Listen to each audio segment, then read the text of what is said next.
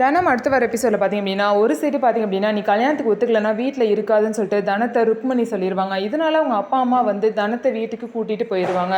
இதுக்கப்புறம் தனத்தோட அப்பா பார்த்தீங்கன்னா தனத்துக்கு வந்து மாப்பிள்ளை பார்த்துட்டு இருப்பாங்க. அப்பா வந்து பார்த்திங்க அப்படின்னா ருக்மணி வீட்டுக்கு வந்து தனத்தை கல்யாணம் பண்ணிக்க ஏற்கனவே ஒரு பையன் வந்து ரெடியாக இருக்கான் அப்படின்னு சொல்லவும், நீங்கள் யார் என் பொண்ணுக்கு வந்து பார்க்க அப்படின்னு சொல்லிட்டு தனத்தோட அப்பா ரொம்பவே கோவமாக ருக்மணி கிட்ட பேசுகிறாங்க. ஸோ இதனால தனத்தோட வாழ்க்கை என்ன ஆக போகுதுன்னு தெரியாமல் எல்லாமே யோசனையில் இருக்காங்க.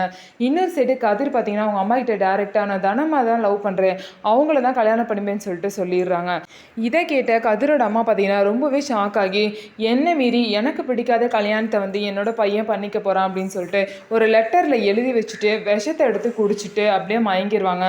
இது தெரியாத கதிர் வீட்டை விட்டு கிளம்பிடுவாங்க. ஸோ இதனால் பார்த்தீங்க அப்படின்னா கதிர் தனம் கல்யாணத்தில் ரொம்ப பிரச்சனையாக நடக்குது. தனம் வந்து கதிரை கல்யாணம் பண்ணிக்கிறதுல தனத்தோட வீட்லேயும் பிரச்சனை பண்ணுறாங்க. இன்னொரு சைடு வந்து கதிரோட வீட்லேயும் அவங்க அம்மா ஒத்துக்காமல் இந்த மாதிரி ஒரு பிரச்சனையை பண்ணிட்டாங்க.